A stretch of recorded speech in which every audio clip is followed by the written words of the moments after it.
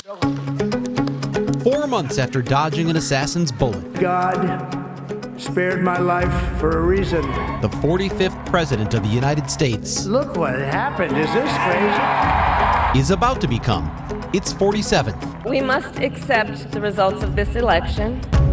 This week on Open Record, the votes are in, but the ripple effects are just beginning. While I concede this election, I do not concede the fight that fueled this campaign.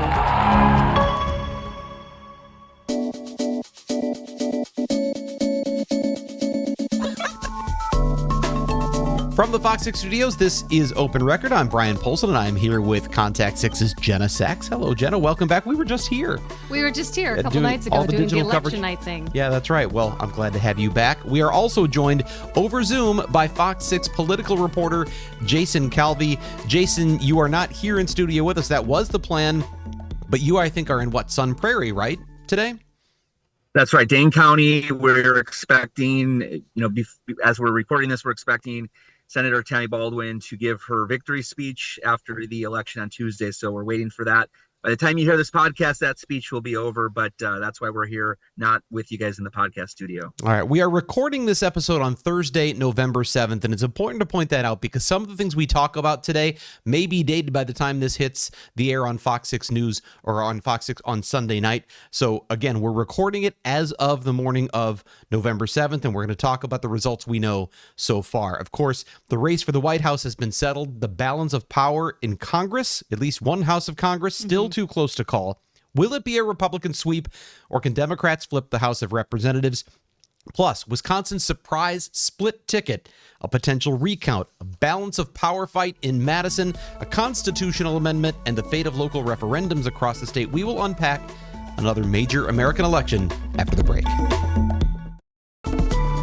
Welcome back to Open Record as we record on Thursday morning, November 7th. Jason is in Sun Prairie to hear U.S. Senator Tammy Baldwin give a victory speech with a roughly, I think, around a 29,000 vote margin that appears to be within the recount territory, at least slightly, just barely, and an opponent who has yet to concede. But Baldwin does plan to give her acceptance speech. Jason, I want to start there. Eric Hovde has not conceded the race. He's considering a possible recount. My understanding, the votes are just under that 1% threshold where he could request a recount. It would be on his own dime. Is that right?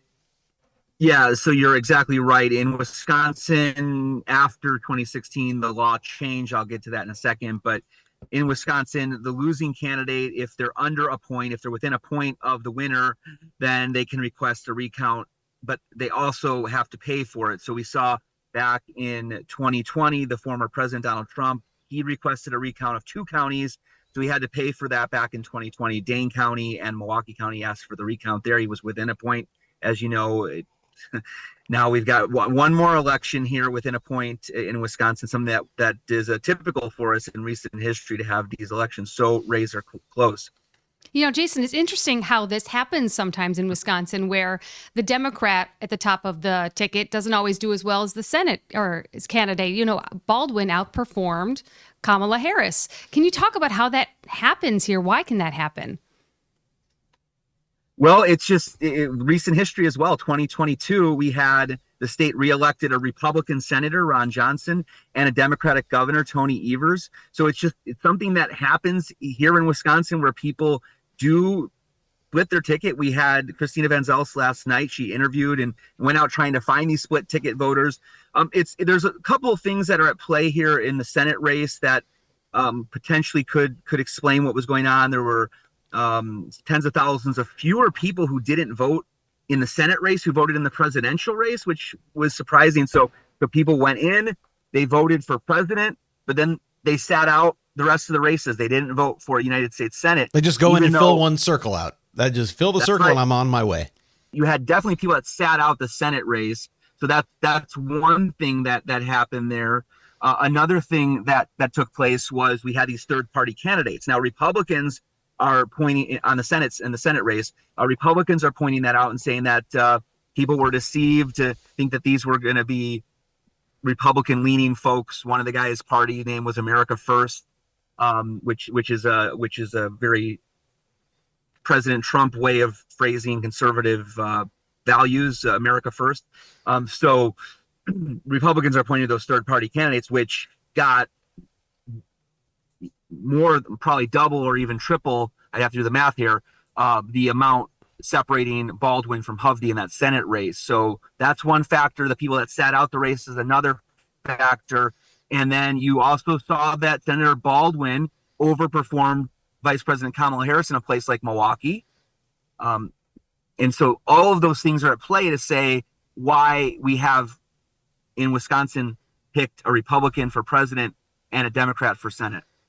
It seems to me that it does underscore what we talk about every time it seems like we do one of these election debriefs about Wisconsin being such a close state. The fact that you could have things like these down ballot candidates, or I don't know, they're really down ballot, but the candidates who don't really stand a chance of winning but are siphoning off some votes, maybe even play a role, that it's close enough that they could play a role, that you could potentially have a Democratic U.S. Senate candidate outperform the Democratic candidate for president and vice versa. So it does say that we are still living in that sort of place where Wisconsin is truly purple. Yeah, that's right. And we call it a swing state, we call it a battleground state, and it really came down to it once again, where every single vote counted, where you saw these margins so close, both on the presidential side and the Senate side. And that's exactly what happened here. Some people sat out the Senate race. Some people just voted for president. These issues on the margin, where you have a third-party candidate who they got, Brian, have you done the math? I think it was 78,000 votes for the two Senate candidates. I'm sorry. This is what were you looking for? I might have done the math. I don't know. I feel like I've done a lot of Excel spreadsheets lately.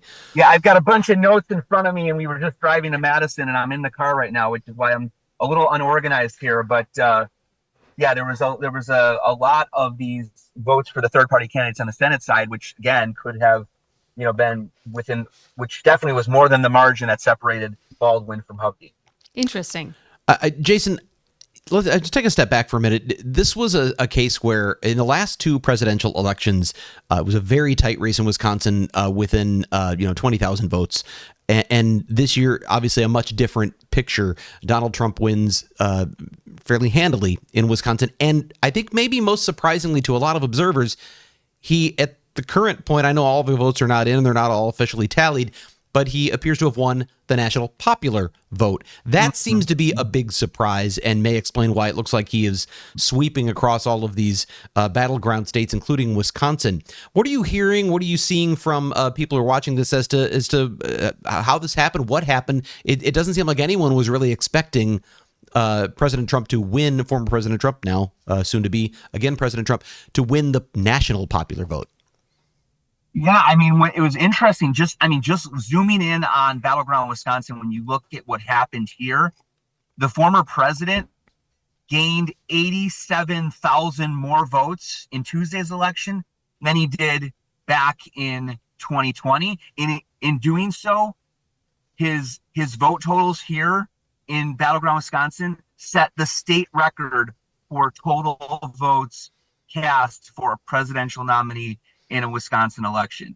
So what happened here? We can go into a couple different things to show where he improved his numbers, but just let that number sink in. He set the record. He got more votes than any other presidential candidate in Wisconsin ever. He beat Obama. Anybody else, he beat him. He set the record, and he got 87,000 more votes this year than he did back in 2020. I mean, big question going into Election Day was, had he reached a ceiling in 2020?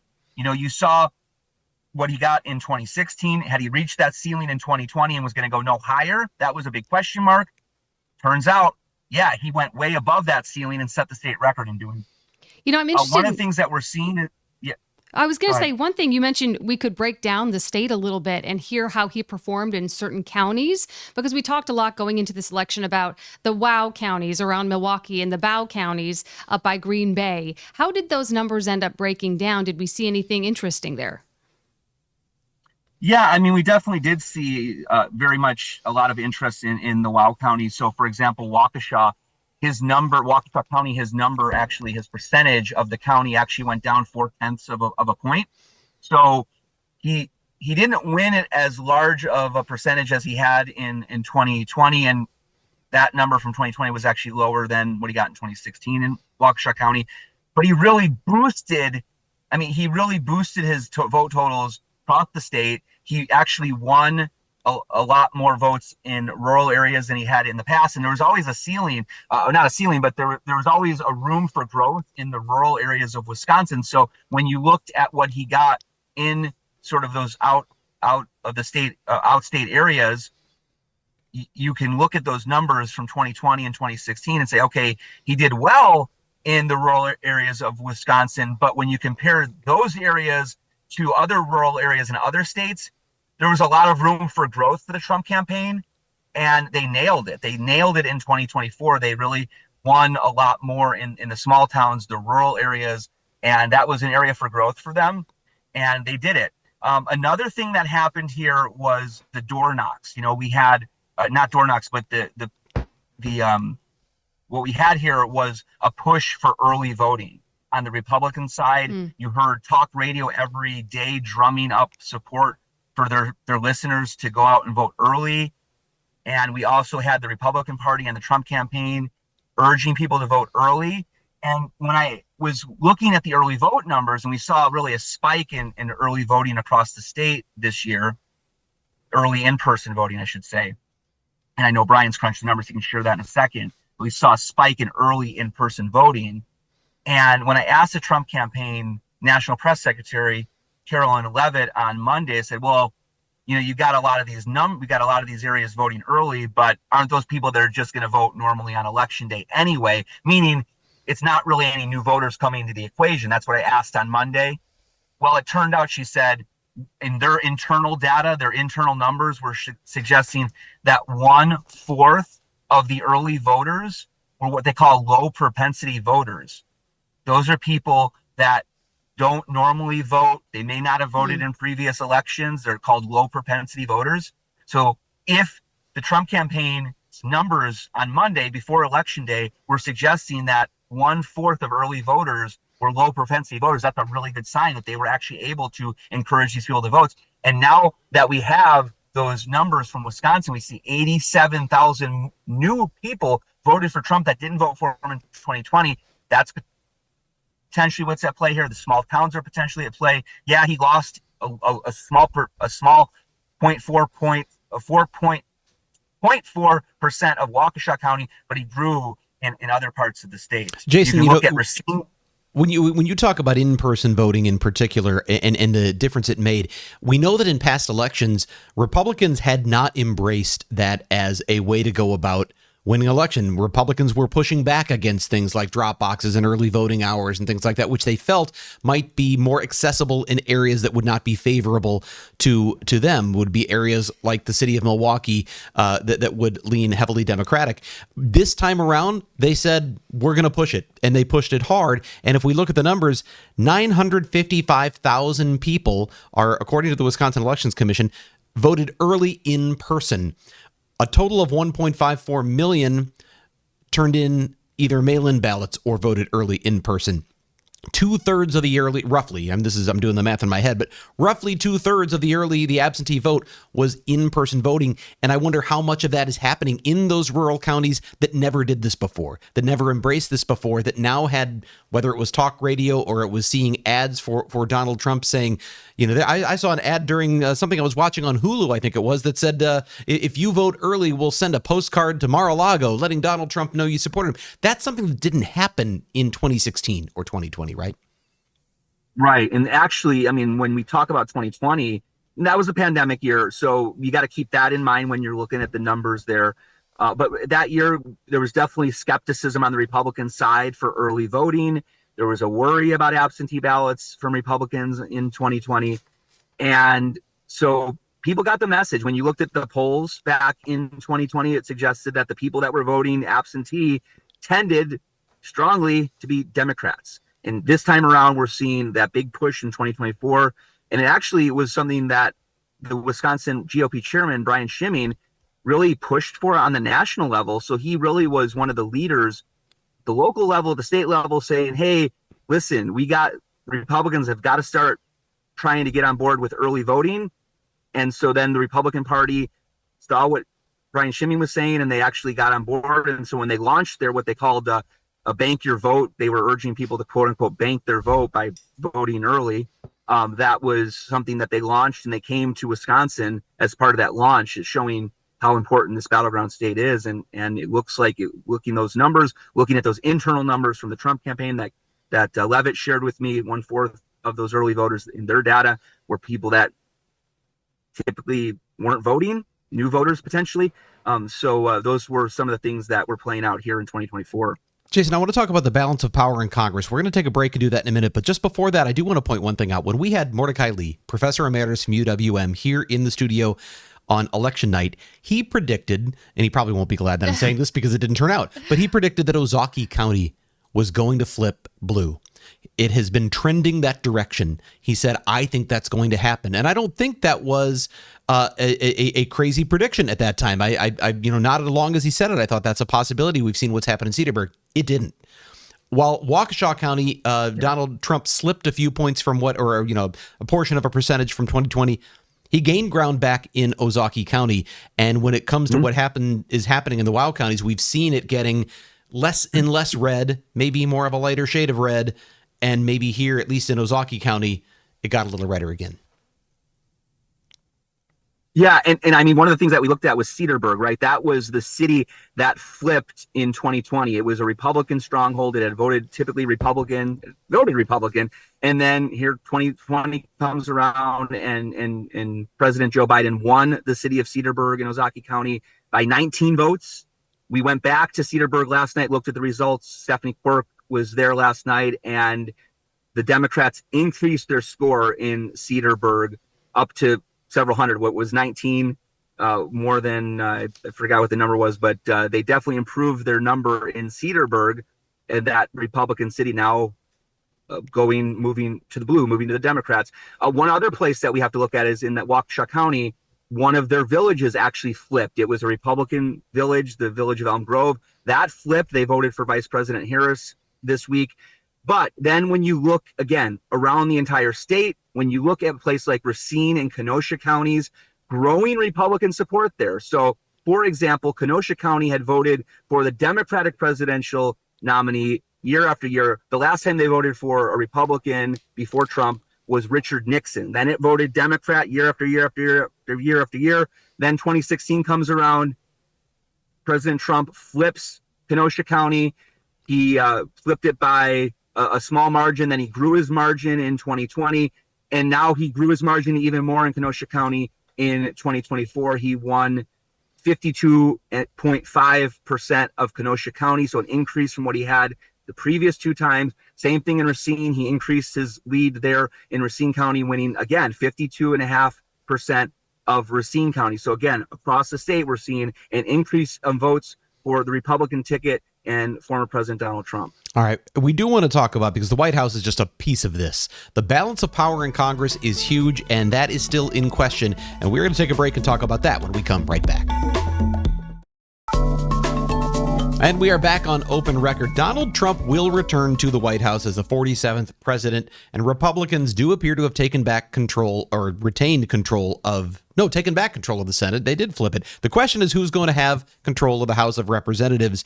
And Jason, obviously that is a big deal. How big of a deal is it if Democrats can still, if they can flip the House? And I know that there's some question whether that's going to happen, but the votes are still to be counted.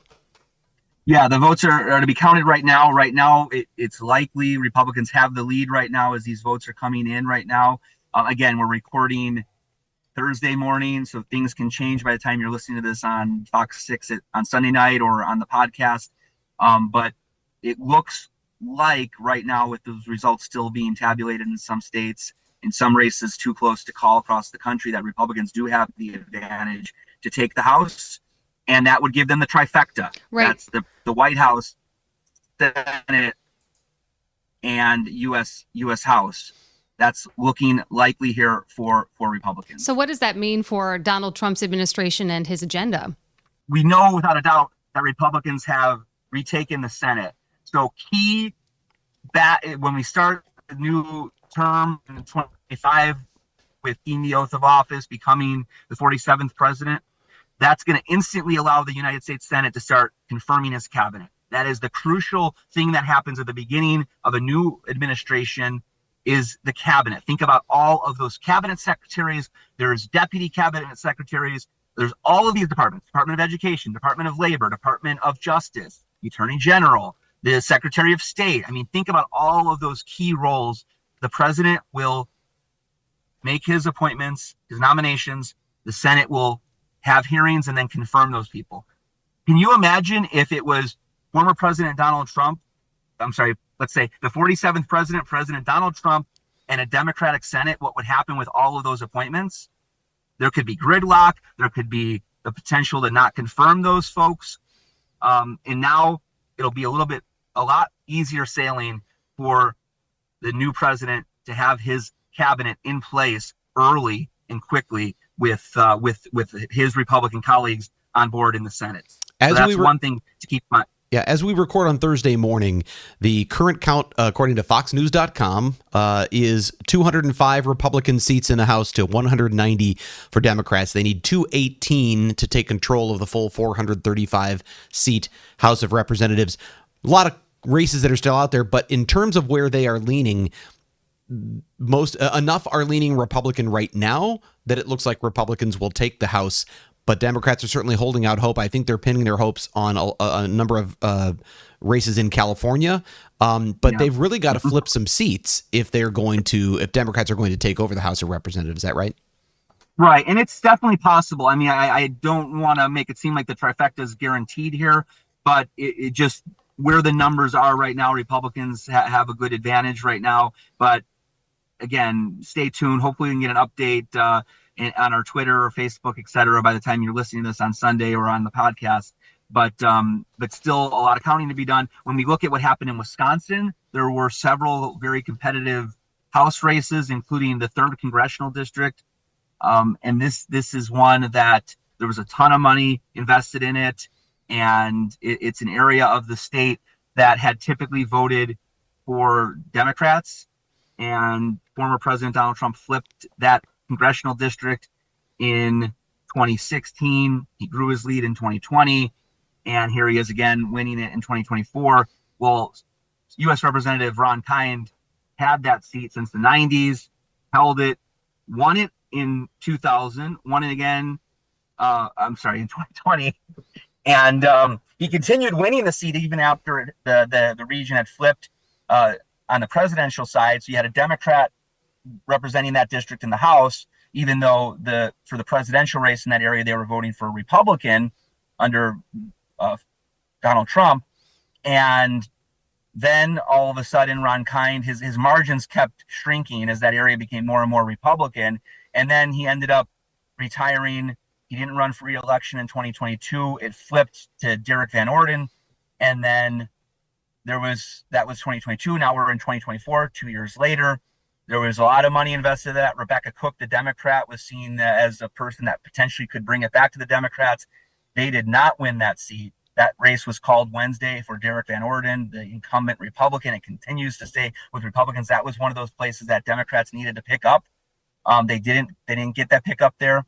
Another place that Democrats invested was in their 1st congressional district, that old district by Speaker Paul Ryan, now under Republican Brian Stile.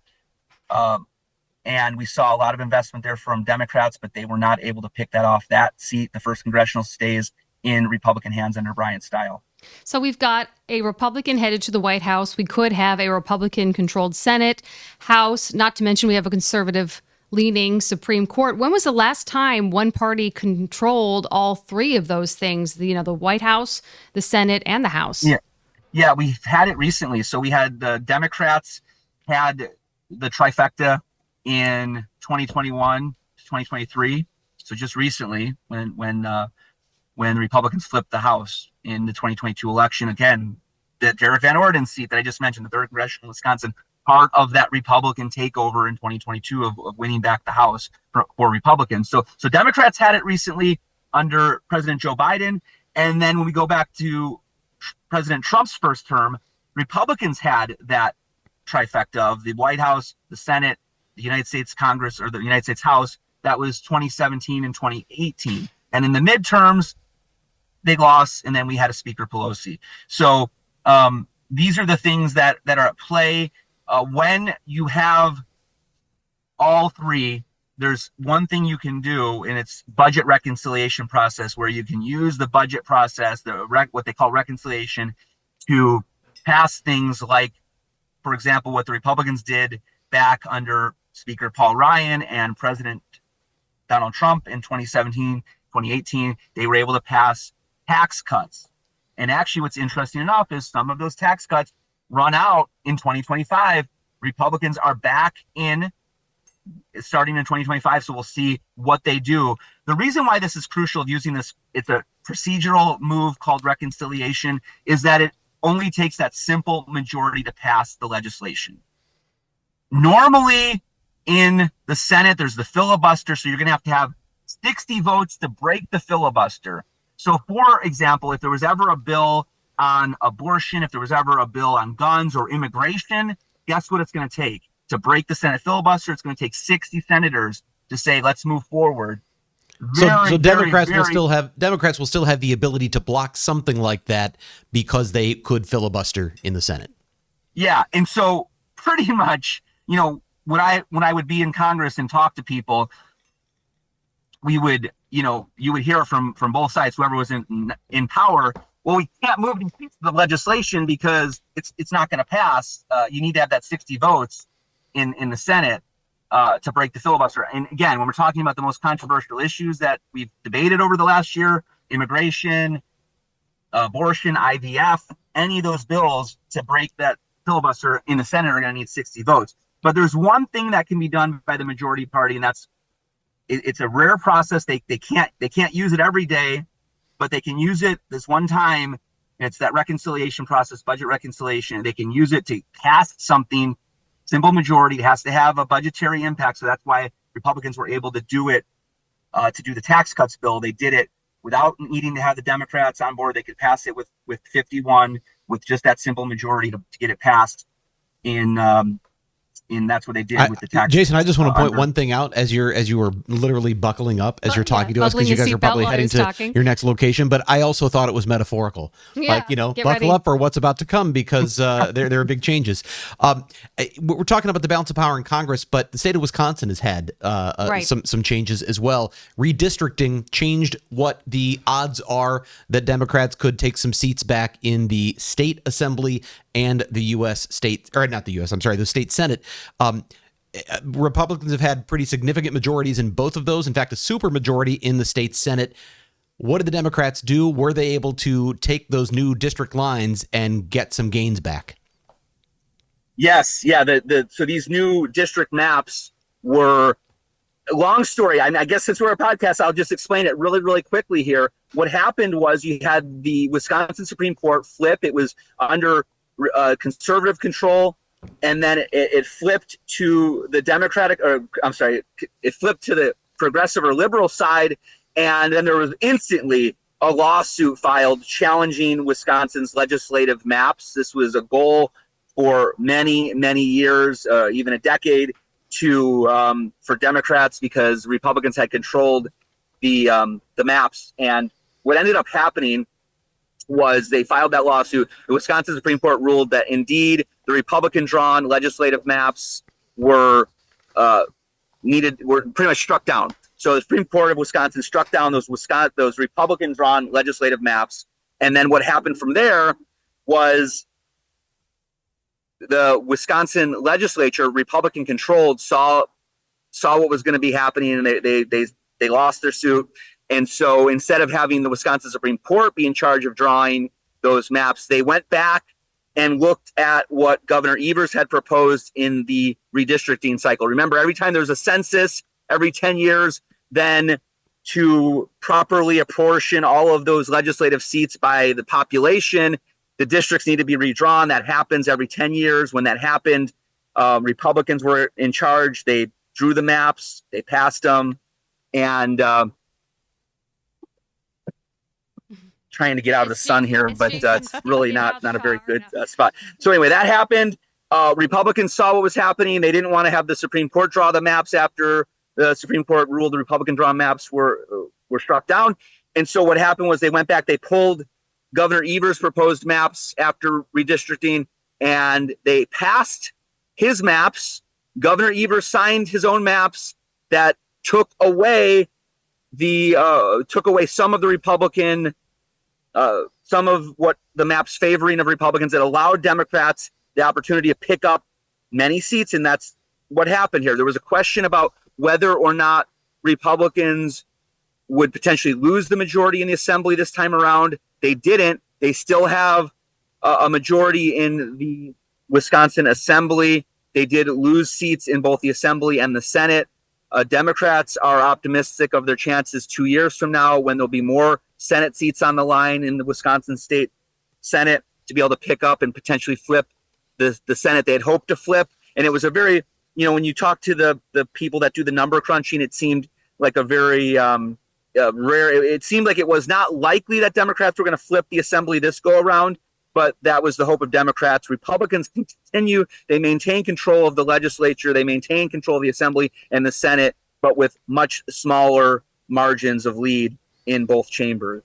I just want to say, if you look up multitasking in the dictionary, I think you'll see Jason Calvi. I mean, you're going to this Baldwin event. You're in and out of the car. The seatbelt is on and off, and you just keep going. Yeah, for listeners, he might sound like he's a little more distracted. If you're watching the video version of the podcast, Jason has been in the car. He's buckling up. He's getting out of the car. He's walking around. He's in the sunshine. He's back in the car, doing all of this while he talks about all of the expertise that's floating up there in his political mind. So, Jason, we appreciate your versatility today. The reason he's doing all of this is, as we said earlier in the podcast, if you're just joining us, Tammy Baldwin, U.S. Senator Tammy Baldwin, is expected to give her victory speech accepting her third term as U.S. Senator here in the state of Wisconsin, although that race is just barely within the margin, or the 1% margin that allows for a recount, and her opponent, Eric Hovde, has yet to concede, at least as of our recording time on Thursday morning, November 7th. He may still ask for a recount there. We're going to take one more break, Jason. We got a few more minutes with you before we let you go. I want to talk a little bit about some of the other things on the ballot besides the balance of power in the state and in Congress, and besides the White House. We'll do that when we come right back. And we are back on Open Record. We spent most of our time here on Tuesday night, and of course throughout this podcast, talking about the race for the White House, talking about the balance of power in Congress, even in the state legislature. But there was a lot more on the ballot than just that. And I think one of the big things we talked about, Jason, was Village of Mukwonago had a referendum. I think there were more than 200 referendums all across the state of Wisconsin. But Mukwonago had tried this and failed, and then they came back with another kick at the can. Mukwonago passed its referendum, $89 million referendum, which had failed the last time out. So this was one where they had a higher dollar amount. The dollar amount escapes me, that they tried recently. And they wanted quite a bit of facility work done. I remember Brett Lemoyne did a good story about that, where he went into the gymnasium and saw the ceilings and different parts of the buildings that they were hoping to get repaired. Yeah, that's right. And this time they came back and they aimed this particular referendum at funding an addition and renovations to the Parkview Middle School building and some other sort of capital needs. This time it still was a close vote, but voters passed it by maybe about 600 votes. But they will be getting that. There are other referendums all across the state. And there's one that was a statewide referendum, not a dollar related, but this was for a constitutional amendment. Right. And we all saw that on our ballots. Right. This had to do with the wording of non-citizens voting in elections. I see Jason still. Are you with us, Jason? Can you hear us again? Yeah, I'm just trying to adjust the lighting. It's just it's just too bright. I'm like, I need like sunglasses right here, and then I'm in the shadow here.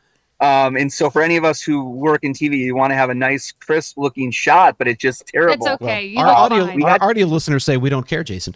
They don't care. Yeah. What do we know about any of the other referendums around the state, and what kind of results we're seeing so far?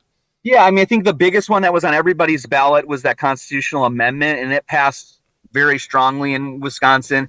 This was something that Republican lawmakers had put on the ballot, and the question was pretty much asking if the Constitution should be amended to say that, quote, only a United States citizen can vote. Currently, the Wisconsin Constitution says every United States citizen can vote. So the change was only as opposed to every. And this was something that actually has been proposed in other states as well, passed in other states. It passed in the Republican legislature. So in order for a constitutional amendment to happen, it has to go through the state legislature. They alone, I mean, doesn't require the governor, but they pass a resolution in 2 consecutive sessions of the legislature. And then the final say, not the governor, but the people in a referendum. And that was what we saw on the ballot this November, was this question about changing the Constitution regarding who can vote in elections in Jason, national. And if I understand correctly, I mean, when you talk about the wording, the reason it was deemed important by those who wanted to have this passed was, you said the wording prior to now is that every Wisconsin citizen can vote. But it could be argued, I suppose, or their concern was it could be argued that it is silent on whether or not non-citizens can. It confirmed that all citizens have the right, but what about non-citizens? This actually flips the language to clarify that only U.S. citizens are eligible to vote in the state of Wisconsin. That is the distinction. Is that right? Did we lose Jason? I think we lost Jason. Okay, we lost Jason for good this time. He did pretty well. He is the hardest working guy in politics. It's hard to maintain that internet connection when you're moving in the car, especially across Wisconsin. But yeah, that was a hand. That constitutional amendment one-handedly. Something else we wanted to speak about was overall voter turnout. It seemed to be really strong. Do we know those numbers without Jason? I have some. I don't have everything. It looks like I know when we had Mordecai Lee from UWM was on here Tuesday night, he was predicting the possibility that we would set records. As it turned out, I saw him a short time after we got off of our live stream, and he said I was wrong. Okay. It actually looks like the numbers did drop off a bit from 2020. Not significantly, still a huge turnout, but I think we were talking about something on the order of 90% of registered voters turned out the last time. And I think we're still waiting for some of those numbers to come in this time. It might be slightly under that here in 2024. And I admit I don't have the latest numbers in front of me, but it seemed that there were, while there was a huge increase in the early in-person vote, there was a significant drop-off in the mail-in vote. Of course, that makes sense because in 2020, it was the pandemic. Right. A lot of people requested mail-in ballots because they were afraid they wouldn't be able to get to a polling place. But we didn't know what would happen on Election Day and whether that would put things over the top. It appears that the Election Day vote was not enough to equal 2020 overall. Again, I don't have I might say this and somebody's going to hear me Sunday and say he's completely way off base. I'm saying this on the fly, but my impression was that those numbers have dropped off as we talk. I could probably look it up and find out for sure. But it doesn't appear a record was set other than in-person early voting. That is one place where it not only did numbers set a record, they far exceeded. Right. It's interesting. And you talk about that in-person early voting and how it's changed our election day, right? We don't just have one day that people go to the polls. A lot of people are electing to do it in the weeks leading up to it and choosing to mail in their ballots as well. And I would argue that I think that is here to stay. Unless there's some sort of effort to curb that and bring it back to just one day, it seems that there's a lot of interest in doing it, and it helps people to be able to have that flexibility. I talked to so many people who said, I chose to vote early because I just worried something would happen on Election Day and I couldn't get there. You know, what if I got sick, or what if I had to get my kids from daycare and I couldn't wait in line anymore to cast a ballot? It seems that people took advantage of that flexibility, and I think that's here to stay. I think we got fortunate with the weather too, because it looked like it was going to be a really rainy day, and while it did rain off and on, at least here in the Milwaukee area, it was dry. It was warmer than typically for maybe that time of year, and so I don't think that impacted whether or not people got out. I think the biggest challenge would have been if it had been a really, really cold, rainy, windy day. Maybe people, that's all the more reason for many of the people who decided to vote early is I don't want to risk the weather. I don't want to risk getting sick. I don't want to risk something. And now that is a very clear option. It's been an option for a while. I mean, in Wisconsin since 1999, you could vote absentee for any reason. Right. Didn't have to have an excuse, but it still wasn't really the practice. I think 2020 changed that. It's been increasing in recent elections. 2020 sent it through the moon. And now while the mail-ins came way back, now I think people know that in-person early is an option. And for some, I think there is, and I'm actually reading this now on social media from people even in other states, there are some growing concerns about whether mail-in balloting, you can track to see if your mail made it, but you're still at the mercy of, did the mail get there? I do know they were There's talking something- about bringing mail directly to central count. They mentioned that in one of the press conferences on Election Day, that the postal trucks were coming straight there with ballots. But I understand that concern as well. Well, I just think that there's that idea. You even said you hand delivered yours. I wanted to hand it in because there's person. that sense of knowing I have it here. I want to see it go in either Right. into the machine or into the drop box, or you drop it off Right. here at the. But then you can track it on the My Vote website can, as well. But if it doesn't show up there, what do you do? And that's what I've read from some people who got a notice in other states. Your ballot didn't make it in time. Right. Who knows when they sent it? Maybe they should have hand delivered. I don't know, but that sense of wasn't enough time, or was it the best way to go? I was trying to this whole time look up the numbers. I've got this much. Oh, great. If you look at the results on our FOX6 election results website, 3.4 million people voted for president here in the state of Wisconsin. 3.4 million. The registered voting total as of November 1st was 3.6 something million. And I don't know what that comes out to, but that is actually a little over 90%. Now, that doesn't account for same day registrations. And we often have as many as 200,000 same day registrations across the state. So it may well be that this was, again, in that 85 to 90% range for turnout. It's huge turnout, but we tend to have that every presidential election. I don't know in the end if this is going to have been a record, as some may have predicted. You know, we talked earlier with Jason about the U.S. Senate race and the possibility of there being a recount between Baldwin and Hovde. And I have to wonder if what happened in Milwaukee with the tabulator machine and having to recount those 31,000 votes, if that might be something that the Hovde campaign points to as a reason for wanting a recount. Is that something that you've thought about as well? If it's within 1%, they don't need a reason. Right. They don't need one. They might point to it, but I don't know that they're going to come up with much, because there's no indication that there was anything that actually affected the vote count. It's really a matter of sort of sloppy process that a door was left open. Right. But there's no indication that there was any way to actually access that and do anything. It was all happening in front of observers. There was no indication that someone went and did something inside that door, or that they could have. Right. The part that stood out to me when they were talking about how this issue happened and what the implications were was that door was covering like an on-off button, and the worst thing that could have happened would be someone would have turned off the machine. Right. And so they started over. Happen. They started over to make sure that wasn't a concern. They may point to it. I don't think it's going to have any impact on the final count. We're going to take a break, and we are going to go off the record when we come right back. And it is time for us to go off the record. This is the part of the podcast where we get a little more casual and have a little fun by answering a question that Sarah prepared for us, even though she's not here. Thank you, Sarah. So the question today is, this is funny. She gave me one for last week that we didn't use, and she said, can you just use it again? And I just realized this is really outdated. Halloween is tomorrow. It's not. So we're talking about things that are spooky. I can still ask the question, though. What is the scariest animal?